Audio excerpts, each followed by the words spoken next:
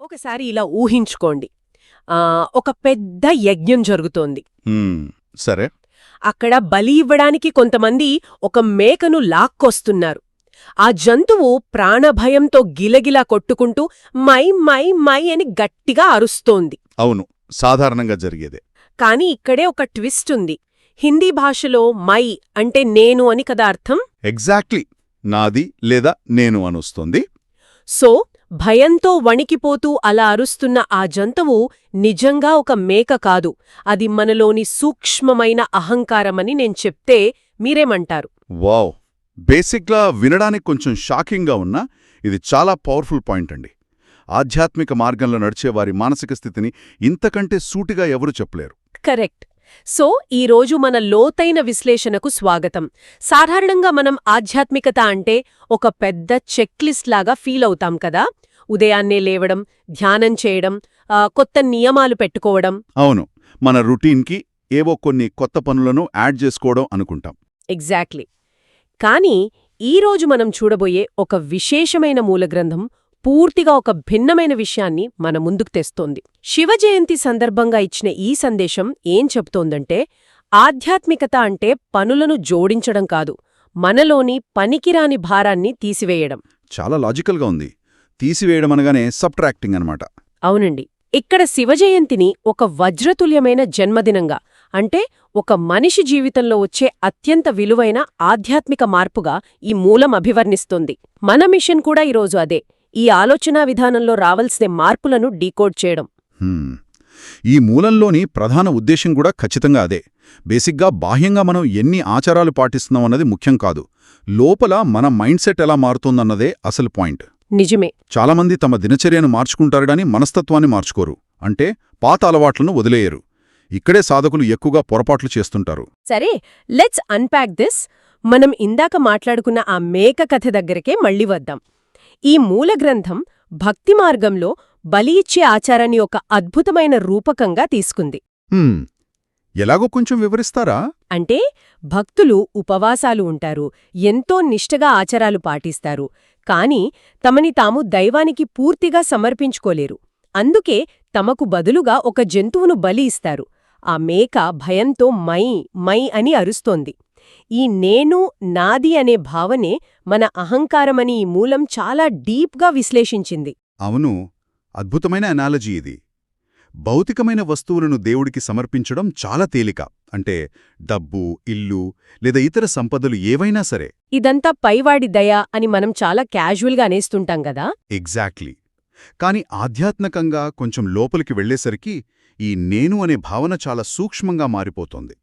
దీన్నే ఈ గ్రంథం రాయల్ ఈగో లేదా సూక్ష్మ అహంకారమని పిలుస్తోంది. రాయల్ ఈగో పేరు చాలా క్యాచీగా ఉంది. అంటే ఇది పైకి కనిపించని అహంకారమన్నమాట. అవునండి. మనం చేసే మంచి పనులు, మనకున్న నాలెడ్జ్, ఇతరులకు సహాయం చేసే గుణం, ఇవన్నీ కూడా ఆ దైవమిచ్చిన కానుకలే అన్న విషయాన్ని మనిషి మర్చిపోతాడు. వాటిని తన సొంతమనుకోవడం మొదలుపెడతాడు. అదే అసలైన ప్రాబ్లం. ఇక్కడే నాకొక చిన్న డౌట్ వస్తోంది. ఒక చిత్రకారుడున్నాడు అనుకుందాం. అతనికి అత్యుత్తమమైన రంగులు, కుంచెలు వేరే ఎవరో ఇచ్చారు. కాని తన నైపుణ్యంతో ఒక అద్భుతమైన చిత్రాన్ని గీసింది అతనే కదా. ఇప్పుడు ఆ కళాకారుడు ఇది నా ప్రతిభ అని గర్వపడకుండా ఎలా ఉంటాడు? నిజమే, ఇది ఎవరికైనా వచ్చే సహజమైన సందేహమే. ఒకవేళ తనలోని ఆ నైపుణ్యాన్ని కూడా తనది కాదు అని వదిలేసుకుంటే అతనికి ఆ పనిమీద ఆసక్తి, కాన్ఫిడెన్స్ రెండూ పోతాయి కదా. ఈ సూక్ష్మ అహాన్ని సమర్పించడం ప్రాక్టికల్గా అసలు ఎలా సాధ్యం అంటారు? మీరడిగిన పాయింట్ లాజికల్గానే ఉంది.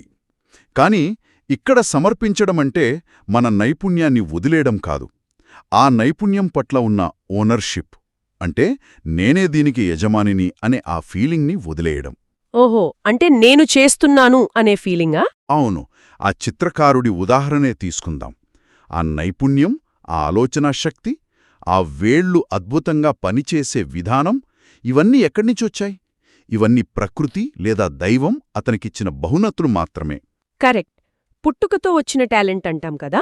ఎగ్జాక్ట్లీ.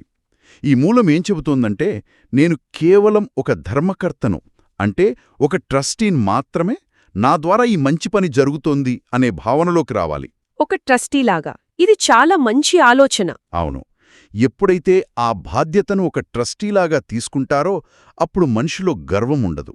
అలాగని చేస్తున్న పని పట్ల ఎలాంటి నిర్లక్ష్యమూ ఉండదు. అంటే నేనేదైతే చేస్తానో అదే కరెక్ట్, నా వల్లే ఇదంతా జరుగుతోంది అని ఆ రాయల్ ఈగోను మనం ఒక పండుగలాగా సంతోషంగా వదిలేయాలి. ఖచ్చితంగా. ఇష్టం లేకుండా బలవంతంగా వదిలితే బలిపీఠం మీద ప్రాణభయంతో అరుస్తున్న జంతువులాగే మన పరిస్థితి కూడా తయారవుతుంది. అవునండి. అంతేకాదు, మనలోని విశేషతలను మనం సొంతం చేసుకున్న క్షణంలో ఇతరులు మనం ఆశించిన గుర్తింపు ఇవ్వనప్పుడు వెంటనే బాగా హర్ట్ అవుతాం, బాధపడతాం. అదే ట్రస్టీ ఫీలింగ్లో ఉంటే ఆ బాధకు అసలు ఛాన్సే ఉండదు. మేక్ సెన్స్, చాలా స్పష్టంగా చెప్పారు. అయితే ఈ క్షణంలో నా సూక్ష్మ అహంకారాన్ని నేను పక్కన పెట్టేశాను అనుకుందాం. ప్రస్తుతానికి నేను చాలా ప్రశాంతంగానే ఉన్నాను. సరే. కాని రేపు పొద్దున్నే ఎవరైనా నా దగ్గరికి వచ్చి 10 ఏళ్ల క్రితం జరిగిన ఒక చేదు సంఘటనను నాకు మళ్ళీ గుర్తు చేశారనుకోండి, ఆ నా అహంకారం మళ్ళీ పడగ విప్పుతుంది, నాకు కోపమొస్తుంది. ఇక్కడే కదా మనిషి ఎక్కువగా స్ట్రగల్ అయ్యేది. ఖచ్చితంగా. గతం అనేది మనిషిని కట్టేసే ఒక పెద్ద ఇనుప సంకెళ్లలాంటిది. అందుకే ఈ మూలం చేసే రెండవ అతిపెద్ద పొరపాటును ఎలా సరిదిద్దుకోవాలో చెబుతోంది. గతానికి ముగింపు పలకడం గురించి ఇందులో చాలా గొప్పగా మాట్లాడారు. గతానికి ముగింపు పలకడం వినడానికి సింపుల్గానే ఉంది. ఇక్కడ ఒక ఆసక్తికరమైన ఉదాహరణను వాడారు. ఒక బిందువు అంటే ఒక చిన్న చుక్క, ఆ డాట్కున్న పవర్ గురించి ఇందులో ప్రస్తావించారు. మీరు గమనిస్తే 8, 7 లాంటి అంకెలు రాయడం కొంచెం వంకరగా, కాస్త కష్టంగా ఉంటుంది గదా. అవును, కొంచెం తిప్పాలి కదా. కాని ఒక చిన్న డాట్ పెట్టడం మాత్రం చాలా సులభం. జస్ట్ అలా పెడితే చాలు. అవును, లౌకిక ప్రపంచంలో కూడా సున్నాకి అంటే ఆ బిందువుకున్న వాల్యూ గురించి ఇందులో చెప్పారు కదా.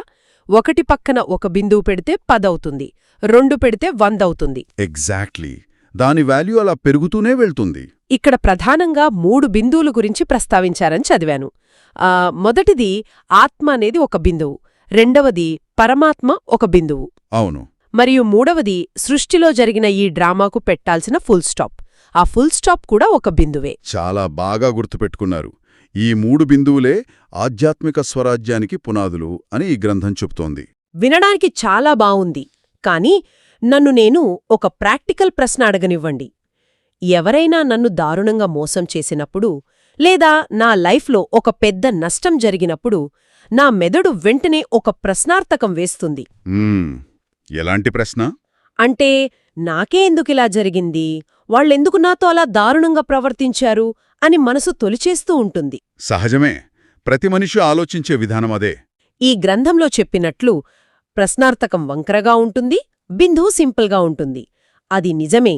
కానీ వాస్తవంలో ఆ వంకర ప్రశ్నలను ఆపుకుని మనసులో ఒక సింపుల్ ఫుల్ స్టాప్ పెట్టడమనేది నాకు దాదాపు అసాధ్యమనిపిస్తుంది.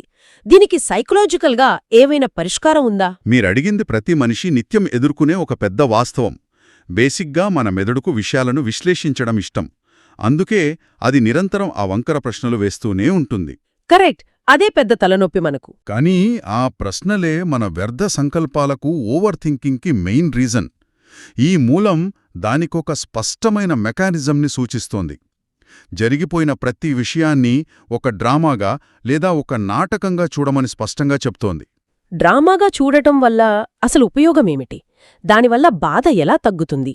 ఎప్పుడైతే మీరొక విషయాన్ని డ్రామాగా చూస్తారో అక్కడొక మానసిక దూరం ఏర్పడుతుంది. సైకలాజికల్ డిస్టెన్స్ అంటాం గదా. ఓహో, అంటే మనల్ని మనం ఆ సిచ్యువేషన్ నుంచి వేరు చేసి చూడటం అన్నమాట. ఎగ్జాక్ట్లీ. నాటకంలో ఒక పాత్రకు కష్టం వచ్చినప్పుడు ప్రేక్షకుడు దాన్ని చూసి నిజంగా ఏడవడు కదా, కేవలం అలా గమనిస్తాడంతే. మీరు ఆ సంఘటనకు బాధితులుగా కాకుండా ఒక ప్రేక్షకుడుగా మారినప్పుడు ఆ ఆందోళన దానంతటదే మాయమైపోతోంది. వావ్, ఇది చాలా లోతైన పాయింట్ అండి. బాధను అనుభవించే వ్యక్తి స్థానం నుంచి ఆ బాధను గమనించే ఒక సాక్షి స్థానానికి మారడం. అవును. అప్పుడు ఆటోమేటిక్గా ఆ ప్రశ్నార్థకం స్థానంలో బిందువును పెట్టడం చాలా తేలికవుతుంది. మనసు ప్రశాంతంగా ఉంటుంది. అట్లయితే ఎక్స్ట్రా సహాయం లభించే వరదానముంది అని చదివాను. అవును, కరెక్ట్. అంటే పాత గాయాలను మర్చిపోవడానికి మనం వేసే ఒక చిన్న అడుగుకు దైవికమైన మద్దతు లేదా యూనివర్స్ సపోర్ట్ లభిస్తుంది అని దీని అర్థం అనుకోవచ్చా? 100% అండి. ఆ ఫుల్ స్టాప్ పెట్టడానికి కేవలం మన వ్యక్తిగత శక్తి మాత్రమే కాదు, విశ్వంతాలకు సహాయం కూడా అందుతుంది అనే ఒక గొప్ప భరోసాను ఈ మూలం మనకు ఇస్తోంది. నిజంగా ఇదొక గొప్ప భరోసా. నా వల్ల కాదు అనే ఒక నిస్సహాయత నుంచి బయటపడి ఇదొక డ్రామా ముగిసిపోయింది అని అంగీకారానికి రావడమే ఆ నిజమైన ధైర్యం. అప్పుడే మనకు ఆ ఎక్స్ట్రా హెల్ప్ అందుతుంది. సూపర్డ్! సో మనం ఇప్పటిదాకా 2 ముఖ్యమైన అడ్డంకులను సక్సెస్ఫుల్గా దాటేశాం. మొదటిది మన ప్రస్తుత అహంకారాన్ని, ఆ రాయల్ ఈగోను వదిలేయడం. అవును. మూడవ పెద్ద సమస్య కనిపిస్తోంది.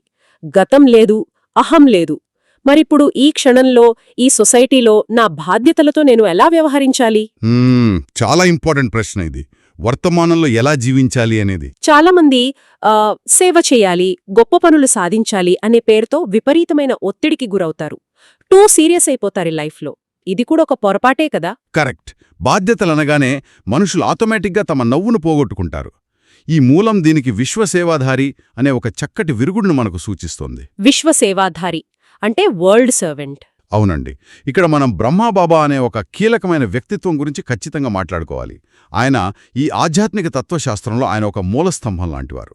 ఆయన తన ప్రతి సంతకంలోనూ, ప్రతి ఉత్తరంలోనూ తనను తాను విశ్వసేవాధారి అని రాసుకునేవారట. వావ్! ప్రతి సంతకంలోనూ అలా రాయడమంటే అది వాళ్ల మైండ్కి వాళ్లు ఇచ్చుకునే ఒక రిమైండర్ అనుకోవచ్చు. ఇక్కడ నేను వినేవాళ్లకి ఒక దృశ్యాన్ని వివరించాలి అనుకుంటున్నాను. తప్పకుండా చెప్పండి. ఒక వ్యక్తి ఉన్నాడు. అతని మీద ఆఫీస్లో చాలా బాధ్యతలున్నాయి. ఎప్పుడు ఏం చెయ్యాలి, నెక్స్ట్ మీటింగ్ ఏంటి, ఇంకా ఎంత పని బ్యాలెన్స్ ఉంది అనే ఒక అదృశ్య భారంతో అతని భుజాలు కుంగిపోయుంటాయి. పాపం, చాలా మంది లైఫ్లో జరిగేదే ఇది. అవును. అతని మొహం మీద నవ్వు అనేది అస్సలుండదు. చూస్తేనే అబ్బో ఇతను చాలా బిజీ, చాలా సీరియస్ అని మనకనిపిస్తుంది. కాని ఇదంతా కేవలం ఒక భ్రమ అని, తన అసలు బాధ్యత కేవలం పనులు పూర్తి చేయడం మాత్రమే కాదు అని అతనికొక క్షణం అనిపిస్తే అప్పుడేమవుతుంది? తన చుట్టూ ఉన్నవారికి ఒక దిల్ ఖుష్ మిఠాయి పంచడమే తన అసలైన పని అని అతనికి తెలిసిన మరుక్షణం వచ్చే ఆ మార్పు ఎంత గొప్పగా ఉంటుందో ఊహించండి. అతని ముఖంలో నవ్వు వస్తుంది కదా. ఆ దిల్ ఖుష్ మిఠాయి అనే పదం చాలా పవర్ఫుల్ అండి. సేవ అంటే ఏదో ఆశ్రమాలు కట్టడం లేదా కోట్లు దానం చేయడం మాత్రమే కాదు అని ఈ గ్రంథం చెబుతోంది. మరి అసలైన సేవ అంటే ఏమిటి? ఎవరైనా మన దగ్గరికి వచ్చినప్పుడు మన మాట ద్వారా లేదా కనీసం మన కల్మషం లేని ఒక చిన్న చిరునవ్వు ద్వారా వారికొక సాంత్వనివ్వడం, అదే అసలైన దిల్ ఖుష్ మిఠాయి అంటే. హృదయాన్ని సంతోషపెట్టే ఒక చిన్న తీపి గుర్తు అన్నమాట. ఇది వింటుంటే నాకు మన ఇళ్లల్లో జరిగే ఫంక్షన్స్ గుర్తొస్తున్నాయి. అవును. ఫంక్షన్స్లో చాలా హడావుడి ఉంటుంది. ఇంటికి చాలామంది బంధువులు వస్తారు. వాళ్ళందరికీ గొప్పగా ఆతిథ్యం ఇవ్వాలనే ఒక టెన్షన్లో, కంగారులో ఇంటి యజమాని వంటగదిలోనే ఉండిపోతాడెప్పుడు. కరెక్ట్. బయటికి కూడా రాడు. క్యాటరింగ్ వాళ్ల మీద అరుస్తూ, చెమటలు కక్కుతూ, అది రాలేదు ఇది రాలేదు అని విపరీతమైన టెన్షన్ పడుతూ ఉంటాడు. వచ్చిన బంధువులకు ఒక చిన్న చిరునవ్వు కూడా ఇవ్వలేడు పాపం. నిజమే. ఆయన పడే కష్టం ఎవరికీ కనిపించదు. పైగా కోపంగా ఉన్నాడు అనుకుంటారు. మనం కూడా మన జీవితం అనే ఇంట్లో ఇలాగే ప్రవర్తిస్తున్నామేమో కదా. ఇది చాలా యాప్ట్ అనాలజీ అండి. 100% నిజం. బాధ్యతలను నెరవేర్చే క్రమంలో మనమసలు జీవించే కళనే మర్చిపోతున్నాం. అంటే ఆర్ట్ ఆఫ్ లివింగ్ని పక్కన పెట్టేస్తున్నాం. అవును. అందుకే ఈ మూలం ఒక లాజికల్ ప్రశ్న మనల్ని అడుగుతోంది. దేవతల విగ్రహాలను ఎప్పుడైనా సీరియస్గా, కోపంగా ఉండటం చూశారా అని. అరే, ఇదెప్పుడూ ఆలోచించలేదు. నిజమే కదా. శిల్పి విగ్రహాన్ని చెక్కేటప్పుడు ఆ ముఖంలో ఒక ప్రశాంతతను, ఒక మందహాసాన్ని ఉంచుతాడు. ఒకవేళ ఎవరైనా విగ్రహాన్ని విసుగుతో, టెన్షన్తో ఉన్నట్లు చెక్కితే ఆ శిల్పికి కళ తెలియదు అనుకుంటాం మనం. ఖచ్చితంగా ఆ విగ్రహాన్ని ఎవ్వరూ పూజించరుగూడా. మరి మన నిజ జీవితాన్ని మనమంత విసుగుగా, అంత గంభీరంగా ఎందుకు మార్చుకుంటున్నాం? మనం కూడా దేవతల్లాగా ఎందుకు నవ్వుతూ ఉండకూడదు అని ఈ గ్రంథం ప్రశ్నిస్తోంది. నిజమే. ఏ గుళ్ళోకి వెళ్ళినా దేవుడి విగ్రహం ప్రశాంతంగా, ఎంతో అందంగా నవ్వుతూనే ఉంటుంది. ఎందుకంటే ఆ నవ్వులోనే ఒక అభయం, ఒక భరోసా ఉంది. కాని మనమేమో మనల్ని మనం కాపాడుకునే ఆ రేస్లో పడి ఆ నవ్వును పూర్తిగా పోగొట్టుకుంటున్నాం. ఇక్కడే ఈ మూల గ్రంథంలో ఉన్న ఇంకొక విశేషమైన కాన్సెప్ట్ గురించి నేను చెప్పాలి. వీరికి మార్గనిర్దేశం చేసే ఆధ్యాత్మిక శక్తిని బాప్ దాదా అని పిలుస్తారని అందులో ఉంది. ఓకే, బాప్ దాదా. ఈ బాప్ దాదా ప్రతి ఒక్కరిని ప్రధానంగా 3 రూపాల్లో చూస్తారని ఇందులో వర్ణించారు. వర్తమానంలో స్వరాజ్య అధికారులుగా, భవిష్యత్తులో విశ్వరాజ్య అధికారులుగా, ఆ తర్వాత గుడుల్లో పూజలందుకునే దేవతలుగా. స్వరాజ్య అధికారులు అంటే తమను తాము పాలించుకునేవాళ్లా? అవునండి. స్వరాజ్యమంటే తన మనస్సు, బుద్ధి, ఇంద్రియాలపై తనకే పూర్తి నియంత్రణ ఉండటం. ఒక రాజు ఎప్పుడూ తన రాజ్యంలో చిన్న చిన్న విషయాలకి కంగారుపడడు. సీరియస్గా మొహం పెట్టుకుని తిరగడు. ఒక హుందాతనంతో, ఎప్పుడూ ఒక చిరునవ్వుతో ఉంటాడు. సో మనం కూడా మన జీవితానికి రాజులమైనప్పుడు ఆ చిన్న చిన్న పనులకు బానిసల్లాగా ఎందుకు కంగారు పడాలి? ఎందుకంత సీరియస్ అయిపోవాలి? Correct point. Okay, here is where it gets really interesting అండి. మనం ఈ మొత్తాన్ని ఒకసారి క్రోడీకరిస్తే ఇది కేవలం ఏదో ఆశ్రమంలో కూర్చుని సాధన చేసేవాళ్లకో లేదా సన్యాసులు పాటించాల్సిన విషయమో కాదు. అవును, ఇది కంప్లీట్గా ప్రాక్టికల్ సైకాలజీ. ఎగ్జాక్ట్లీ. ఇది పూర్తిగా మన దైనందిన జీవితానికి సంబంధించిన ఒక అద్భుతమైన సైకాలజీ. మనం ఈ డీప్ డైవ్ ద్వారా 3 కీలకమైన మైండ్ సెట్ షిఫ్ట్స్ చూశాము. ఆ 3 ఒకసారి రివైజ్ చేద్దామా? తప్పకుండా. మొదటది, నా నైపుణ్యాలు, నా ప్రతిభ అంతా నాదే అనే ఆ ఓనర్షిప్ నుంచి నేను కేవలం ఒక ట్రస్టీని మాత్రమే అనే స్థితికి రావడం ద్వారా ఆ సూక్ష్మ అహంకారాన్ని జయించడం. కరెక్ట్. ఇక రెండవది, గతం తాలూకు గాయాలను పట్టుకుని నాకెందుకిలా జరిగింది అని వంకరగా ఉండే ప్రశ్నార్థకాలు వేసుకోకుండా ప్రతిదీ ఒక డ్రామా అని అర్థం చేసుకుని ఒక సింపుల్ డాట్ అంటే ఒక బిందువు పెట్టి ముందుకు సాగిపోవడం. అవును. మరియు మూడవది, ఈ బాధ్యతలు, పనుల ఒత్తిడిలో పడిపోయి అతి గంభీరంగా అంటే టూ సీరియస్గా మారిపోకుండా ప్రతి క్షణం మన చుట్టూ ఉన్న వాళ్లకు ఒక చిన్న నవ్వు ద్వారా ఆ దిల్ ఖుష్ మిఠాయి పంచడం. ఒక స్వరాజ్య అధికారిగా, విశ్వసేవాధారిగా జీవించడం. అద్భుతంగా చెప్పారు. మీరు ఆఫీస్లో మీ బాస్తో డీల్ చేస్తున్నా లేదా ఇంట్లో మీ పిల్లలతో టైం స్పెండ్ చేస్తున్నా సరే, ఈ 3 సూత్రాలు ఒక పవర్ఫుల్ ఫిల్టర్ లాగా పనిచేస్తాయి. మీకు ఎలాంటి టెన్షన్ రాకుండా కాపాడతాయి. నిజంగా ఈ విషయాలు మనం పదే పదే వింటూ మనల్ని మనం ఎప్పటికప్పుడు సరిదిద్దుకోవాల్సినవి. ఈ చర్చనంతా విన్న తర్వాత మనం మన జీవితాన్ని అనవసరంగా ఎంత సంక్లిష్టంగా మార్చేసుకున్నామో అనిపిస్తోంది కదా? అవునండి, చాలా సింపుల్ సొల్యూషన్స్ మన కళ్ల ముందే ఉన్నాయి. సో ఈ విశ్లేషణను ముగించే ముందు వినేవాళ్లందరికీ ఒక చిన్న థాట్ ఎక్స్పెరిమెంట్తో మిమ్మల్ని వదిలిపెడదామనుకుంటున్నాను. ఈ మూలగ్రంథం చివర్లో ఒక అద్భుతమైన మాట రాసి ఉంది. ఏమిటది? ఒక్క క్షణంలో భవిష్యత్తులో అందరి చేత పూజించబడే మీ దేవతా స్వరూపాన్ని గుర్తుకు తెచ్చుకోండి అనుంది. ఇప్పుడు మీరు కూడా ఒక్క క్షణం ఆలోచించండి. 100 సంవత్సరాల తర్వాత రాబోయే తరాల వారు మిమ్మల్ని ఒక ఆదర్శంగా తీసుకుని మీకొక విగ్రహం చెక్కాలనుకున్నారు అనుకుందాం. వాళ్లు ఆ విగ్రహాన్ని మీ ప్రస్తుత మానసిక స్థితి ఆధారంగానే చెక్కాలి. వేరే ఆప్షన్ లేదు. ఇది చాలా క్రేజీ ఇమాజినేషన్ అండి. అవును. మరి ఆ విగ్రహం ఎలా ఉంటుంది? పన్నుల ఒత్తిడితో, ఎవరో ఏదో అన్నారని కోపంతో, ఎప్పుడూ సీరియస్గా ముఖం ముడుచుకుని ఉన్నట్లుంటుందా? అలా ఉంటే ఎవరూ దండం పెట్టుకోరు కదా. అదే కదా. లేక లోపల ఎటువంటి గందరగోళం, భారం లేకుండా అందరికీ శాంతిని, సంతోషాన్ని పంచే మధురమైన చిరునవ్వుతో కూడిన దేవతామూర్తిలా ఉంటుందా? మీ విగ్రహం ఎలా ఉండాలో మీరే ఊహించుకోండి. చాలా ఆలోచింపజేసే ప్రశ్నండిది. ఆ విగ్రహాన్ని మనం మన ప్రతి ఆలోచనతో, ప్రతి క్షణం ఇక్కడే చెక్కుకుంటూనే ఉన్నామన్నది మనిషి ఎన్నడూ మర్చిపోకూడదు. ఖచ్చితంగా అండి. మీ విగ్రహం ఎలా ఉండాలో ఫైనల్గా మీరే నిర్ణయించుకోండి.